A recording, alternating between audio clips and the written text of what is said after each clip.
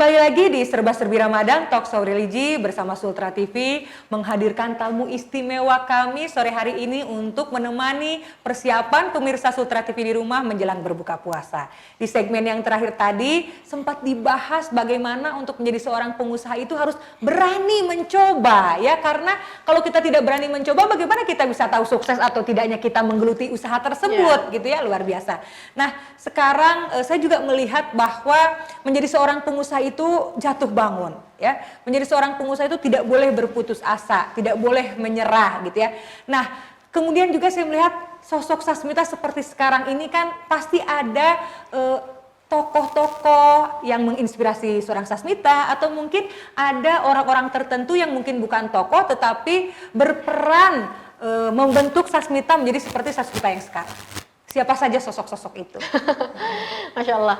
Nah, kalau untuk tokoh inspirasi sendiri, Sasmita terinspirasi oleh Bunda Khadijah, istri Rasulullah, karena beliau berusaha atau menjadi seorang pebisnis wanita sukses, tetapi hasil-hasil usahanya itu dimanfaatkan untuk di jalan agama kita, gitu teh. Terus ya semoga insya Allah Sasmita bisa seperti itu juga. Dan kalau masalah Sasmita tuh dulu nggak kayak gini teh, bobrok banget anaknya. Masya Allah. Nakal banget anaknya dulu teh, Masya Allah. Tapi alhamdulillah orang-orang di sekitar Sasmita dan sekarang semakin terjaring circle-circle yang positif. Inner circle-nya ya. Inner circle-nya ternyata kita punya sedikit lingkungan tapi itu baik teh, itu Masya Allah lebih bermanfaat dan lebih berguna. Benar. Daripada circle kita banyak, tapi circle ini membuat kita tuh jadi lebih pribadi yang buruk kayak gitu.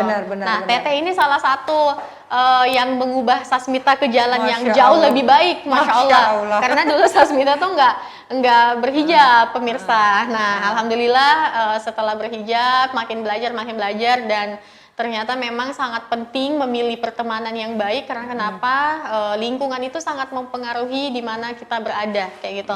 Terus nanti kedepannya kita akan menjadi seseorang seperti apa kayak gitu teh. Jadi pilihlah lingkungan yang baik dan kalau bisa dekat dengan agama. Masya Allah. Ternyata sosok yang menginspirasi seorang Sasmita adalah sosok Bunda Khadijah ya. Memang dikenal sebagai seorang pebisnis yang tangguh, dan di sisa usianya Masya Allah beliau menginfakkan seluruh hartanya untuk perjuangan Rasulullah Muhammad SAW. Nah, luar biasa sekali. Tetapi mungkin tadi sempat saya tangkap ya bagaimana perjuangan Sasmita menghadapi tanda kutip sebagai seorang selebgram, influencer dengan banyak followers yang Masya Allah. Tentunya tidak hanya fans saja yang ada dalam followersnya Sasmita Sugiyardi, pasti ada juga haters, netizen maha benar ya, yang mungkin kalau saya sendiri saya tidak akan mampu menghadapi para netizen maha benar ya, haters yang tidak pernah mau salah. Tapi saya selalu melihat Sasmita ini tangguh gitu. Hujatan-hujatan haters itu tidak pernah dijadikan suatu masalah, dan justru dijadikan motivasi untuk lebih baik lagi. Tipsnya untuk bisa se-power kita, se-strong kita sekarang itu apa sih? Benar-benar saya mau praktekkan nih, dan mungkin pemirsa Sultra TV di rumah juga ingin mempraktekkan gitu. Apa saja sih tipsnya bisa kuat menghadapi serangan netizen? Mungkin karena pada dasarnya Sasmita orangnya cuek ya teh. Cuek. Terus saya lebih memilih untuk tidak menyalahkan orang lain pada saat mereka berkomentar seperti itu.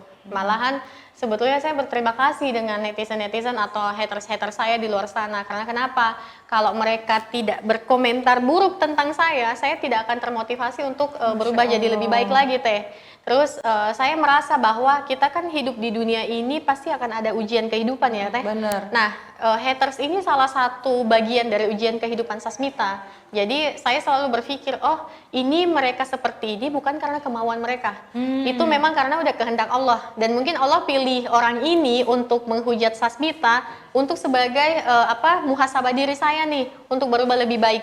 Jadi kalau ada yang nge-hate, itu saya nggak langsung benci dianya, saya langsung menantang diri saya. Mit, kamu bisa nggak menghandle emosi kamu dengan orang ini kayak gitu. Kalau kamu kalah dan kamu emosi sama orang ini, berarti kamu menyerah, kamu kalah gitu. Nah, saya selalu berpikir kalau Allah kasih kita ujian dan pada saat kita bisa melalui itu pasti akan ada hadiah-hadiah lagi nih yang Allah kasih nih. Terus level kita bakalan naik lagi nih kalau seumpama kita bisa sabar. Dan ya itu tadi teh, kenapa bisa selalu alhamdulillah insya Allah ya, maksudnya bisa lolos gitu karena saya selalu menganggap yaitu tadi mereka ini medianya Allah untuk menguji saya. Saya bisa nggak nih melalui ini kayak gitu. Luar biasa ya Allah, benar-benar ya. Ini saya sampai terkesima, terpukau bahwasanya memang betul adanya Allah akan menghadirkan orang-orang tertentu untuk menguji sejauh mana level sabar kita, untuk menguji sejauh mana naik tidaknya iman kita, ya. Dan ternyata kalau kita sikapi dengan positif, kita sikapi dengan sabar, Allah hadirkan kebaikan-kebaikan atas atau hadiah atas kesabaran yang sudah kita berikan gitu ya. Jadi kalau misalnya haters ini nggak perlu kita tanggapi dengan marah lagi, nggak perlu kita lawan atau balas dengan kebencian yang sama. Justru kita harus melawan atau membalas haters-haters tersebut dengan sikap-sikap kita yang positif, membuktikan bahwa karya-karya kita lebih manfaat sehingga si haters itu bisa berubah menjadi fans kita. Masya Allah, luar biasa. Insya Allah langsung akan saya amalkan. Ya karena kan, iya, karena kita kan memang dalam hidup ini bahkan manusia yang paling mulia sekalipun Rasulullah Muhammad SAW, manusia yang paling mulia pun masih banyak hatersnya. Apalagi kita manusia biasa, tempat salah, hilaf gitu ya. Tentunya ada orang-orang yang pasti akan Allah hadirkan untuk menguji kita. Tetapi bagaimana kita tetap positif dan tetap berkarya di tengah haters. Nah, saya juga penasaran, waktu saya pertama melihat Sasmita, kemudian saya buka Instagramnya gitu ya, followersnya, waduh gitu ya udah luar biasa sekali. Itu apa sih yang dilakukan seorang Sasmita sampai menjadi seorang selebgram, sampai menjadi seorang influencer, kemudian followersnya sebanyak itu, bisa viral juga, apa sih gitu? Nggak cuma di Sulawesi Tenggara loh, dari teman-teman di belahan pulau yang lain juga ada gitu. Itu karena kalau teman-teman mau followersnya banyak, coba pergi tarawih di masjid. Gitu ya? Karena hubungannya followers sama tarawih. Karena dulu ada video Sasmita 4 tahun lalu kalau nggak salah teh, itu video yang direkam anak saya lagi dengar ceramah tarawih di masjid. Waktu itu pun cuma 10 detik. Saya lagi ngaji gitu kan, pada saat ceramah anak saya main handphone sambil ngerekam.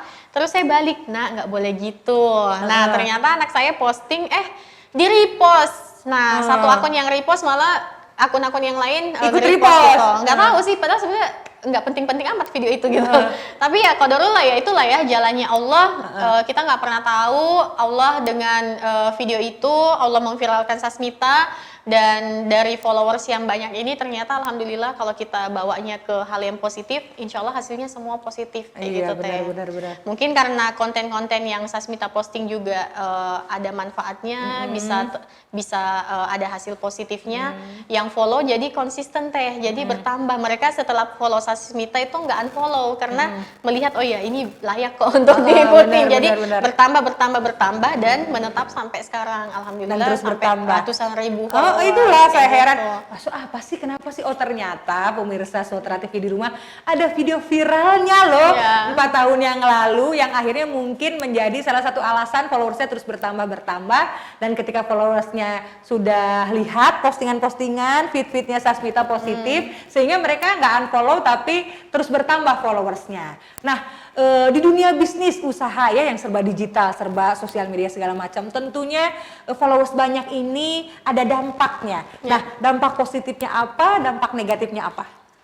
Dampak positifnya ya mungkin Sasmita lebih bisa menghandle diri nih teh. Pada saat mau memposting sesuatu, itu saya tuh lihat baik-baik dulu, ini layak nggak sih untuk saya posting kayak gitu. Karena kenapa?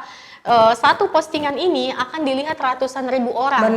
Dan ini akan menjadi dosa atau amal kita nantinya kayak gitu. Makanya dengan banyaknya followers itu juga tidak membuat kita jadi berbangga diri, malah ini kayak jadi PR ya, jadi mawas diri untuk hati-hati teh. Jadi pada saat mau melakukan sesuatu juga di kehidupan saya, karena alhamdulillah masih kayak ada beberapa orang yang udah kenal Sasmita itu tuh jadi kayak, aduh Sasmita kamu nggak boleh aneh-aneh nih tingkah lakunya. Bukan pencitraan ya teh, maksudnya apa namanya, masa sih kita mau memposting hal-hal yang buruk? Karena kenapa? Pada saat kita posting hal buruk, 1-2 orang yang ngikutin, apalagi sampai ratusan ribu yang ngikutin, itu dosanya mengalir ke kita, meskipun bukan kita yang lakukan gitu. Tapi ya sebaliknya, kalau seumpama dengan followers yang banyak, kita memberikan hal-hal yang menginspirasi, hal-hal yang positif, insya Allah pahalanya larinya ke kita juga. Benar. Kayak gitu Teh. Berarti bentuk tanggung jawab menjadi seorang selebgram, influencer itu ternyata berat juga ya. Karena apa? Karena followers yang banyak tentunya kita juga harus memberikan postingan-postingan, konten-konten yang positif. Karena apa? Karena kita sebagai seorang muslim paham betul bagaimana memaknai amal jariah dan paham betul juga bagaimana beratnya dosa jariah ya. Jadi untuk semua influencer, selebgram yang mungkin sekarang followersnya banyak ya, tolong amanahnya, tanggung jawabnya juga dijaga. Jangan sampai kita melakukan hal-hal yang kemudian dicontoh oleh followers kita tapi malah berbuah simalakama menjadi dosa jariah untuk kita. Tapi insya Allah kalau Sasmita Sugiyardi sih tidak seperti itu. Nah sekarang juga lagi marak ya marketing dengan cara endorse gitu ya. Ya kan? Sekarang itu salah satu cara kita memasarkan produk dengan mengendorse selebgram influencer. Bahkan kalau saya lihat fenomena seperti ini, artis-artis kalah loh. Malah seorang selebgram influencer lebih banyak gitu keuntungannya atau uangnya didapat dari hasil endorse dibanding dengan model-model iklan gitu. Mas Sasmita merasakan itu juga nggak? Efek dampak itu juga nggak? Alhamdulillah sangat. Sangat Teh, apalagi dengan menerima endorse enak banget. Karena kenapa? Kita udah dapat barang gratis, benar. terus dibayar pula Teh. Nah cuma semenjak dikasih amanah jadi duta UMKM, dan ketua HIPMI Kota Kendari, mau nggak mau sih, maksudnya kayak ini lebih kayak ketanggung jawab Sasmita mempromosikan usaha-usaha mereka gitu kan. Nah alhasil biasanya Sasmita lebih banyak bikin kasih yang pemula atau yang memang layak untuk kita bantu usahanya itu saya kasih gratis Teh. Nah biasanya yang berbayar ya perusahaan-perusahaan gede. Mereka udah punya ini kan Teh. Budget sendiri lah ya, gitu budget sendiri. Tapi alhamdulillah sih jadi malah Sasmita bisa memanen keuntungan dunia akhirat. Gitu.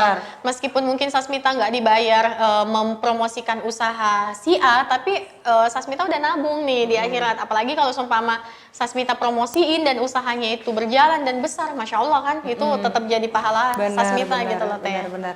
Masya Allah luar biasa sekali ya. Oh iya, satu lagi memang baru-baru ini tidak hanya diberikan amanah menjadi seorang ketua HIPMI Kota Kendari, tapi juga didaulat menjadi duta UMKM ya, sehingga ini suatu keuntungan buat para pelaku usaha UMKM untuk bisa mempromosikan produk-produknya secara gratis loh. Bahkan di bulan Ramadan ini banyak sekali bazar-bazar Ramadan, baku-baku Ramadan, di mana Sasmita sebagai duta UMKM kemudian hadir di bazar tersebut dan keliling, saya lihat kemarin ya, keliling mempromosikan produk-produk usaha yang UMKM buka di bazar Ramadan. Masya Allah luar biasa. Dan satu hal juga yang perlu digarisbawahi bahwa ketika kita memutuskan untuk menjadi seorang pebisnis, memang jangan melulu pikiran kita profit oriented mulu ya. Coba kalau Sasmita hitung-hitungan, malas lah gitu ya, berapa pelaku UKM yang harus dipromosikan, kalau dihitung ke uang udah dapat berapa. Tapi ternyata kita harus memikirkan juga kembali lagi bahwa hidup ini tidak hanya di dunia, dan kita juga harus mengumpulkan harta kita yang akan kita nikmati di akhirat kelak. Masya Allah luar biasa. Dan ternyata 3 segmen nggak terasa ya Teh. Masya Allah. Ini nih kalau kita memang positive vibes ya, kalau kita ngobrol dengan orang yang memang positif gitu ya, tentunya kita nggak terasa ngobrolnya, karena syarat ilmu, syarat nasihat, syarat pengalaman yang semakin memperkaya diri kita. Amin, gitu. Alhamdulillah. Dan di segmen terakhir mungkin closing statement dari Sasmita Sugiyardi untuk pemirsa Sultra TV di rumah, khususnya generasi muda, untuk bagaimana membangkitkan jiwa wirausahanya. Silakan. Ya, kalau saran dari Sasmita sih intinya teman-teman, kalian harus cari dulu tujuan kalian pada saat ingin melakukan sesuatu. Jadi kalau teman-teman pengen menjadi seorang pengusaha, cek dulu deh visi misinya untuk menjadi pengusaha itu apa. Karena kenapa? Menjadi pengusaha itu memang susah-susah gampang. Tapi pada saat kita memiliki tujuan, kita memiliki visi misi, dan ketika kita menjalani usaha tersebut, terus kalian down, nah visi misi ini yang akan bikin kita semangat kembali nih. Kalian pengen sukses karena apa? Kalian pengen sukses karena mengapa? Nah, kalian harus punya itu dulu. Intinya sih seperti itu, karena Sasmita menjadi pengusaha berdasarkan itu dulu teh, kayak gitu. Terus sebisa mungkin selalu melibatkan hal-hal positif pada saat berbuat sesuatu, dan jangan selalu berpikir untuk diri sendiri. Karena kenapa? Allah itu selalu memudahkan kita pada saat kita itu melibatkan orang lain nantinya, kayak gitu. Dan mungkin itu saja dari Sasmita. Insya Allah kita harus selalu berusaha dan berdoa, mudah-mudahan apa yang kita kerjakan dan apa yang kita lakukan ini selalu membawa hal positif untuk diri sendiri dan orang lain. Masya Allah, luar biasa sekali closing statement dari Ketua HIPMI Kota Kendari sekaligus Duta UMKM ya, bahwasanya tadi banyak sekali tips yang dibagi kepada pemirsa Sultra TV di rumah bagaimana kita membangkitkan jiwa wirausaha terutama untuk generasi-generasi muda. Dan 2 poin penting yang juga ingin saya sampaikan kepada pemirsa Sultra TV di rumah adalah bagaimana kita harus menjaga inner circle kita, lingkungan pertemanan dan pergaulan kita yang akan tentunya berdampak besar untuk diri kita. Ya, maka jangan banyak teman tapi ternyata nggak memberikan efek positif. Lebih baik teman kita sedikit tetapi berkualitas. Ya. Nah mungkin beberapa hal positif tadi dalam perbincangan santai kita di sore hari ini dalam menemani buka puasa pemirsa Sultra TV di rumah, bisa diambil ilmunya, manfaatnya, dan juga bisa kita amalkan sehingga bisa tidak hanya kehadiran Sasmita ini hadir begitu saja, tetapi insya Allah ketika kita mengamalkan tentunya akan menjadi pahala yang luar biasa buat Sasmita. Amin. Sekali lagi terima kasih kehadirannya di studio Sultra TV. Selamat menjalankan aktivitas, mudah-mudahan ibadah puasanya lancar. Dan untuk pemirsa Sultra TV di rumah, sesaat lagi kita akan segera berbuka puasa. Selamat menikmati hidangan berbuka puasa, dan kita akan berjumpa lagi di episode selanjutnya dengan tamu-tamu istimewa kami yang lain. Tetap di Serba-Serbi Ramadan bersama Sultra TV, dan Mawar Rusilia undur pamit. Akhirul kalam. Wassalamualaikum warahmatullahi wabarakatuh.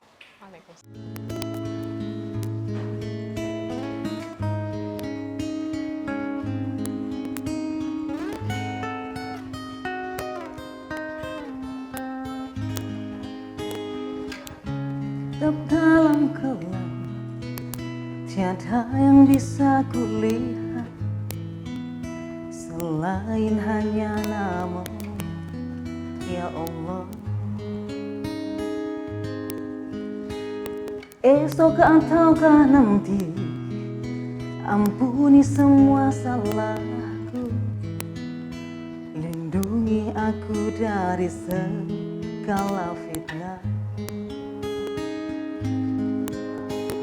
Kau tempatku meminta, Kau beriku bahagia, jadikan aku selamanya hamba-Mu yang selalu bertakwa. Ampuniku ya Allah, yang sering melupakan-Mu saat Kau limpahkan karunia-Mu. Dalam sunyi aku bersujud.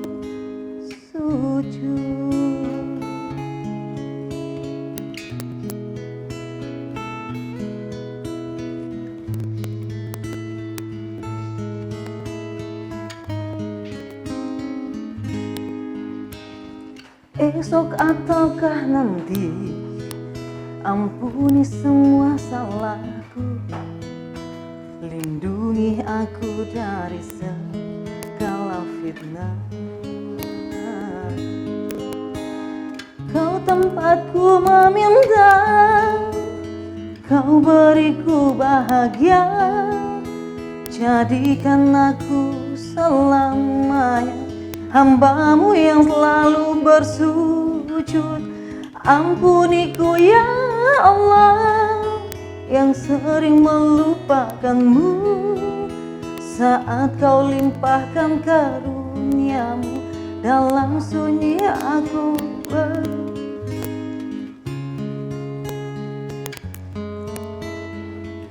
beriku bahagia, jadikan aku selamanya hambamu yang selalu bertakwa.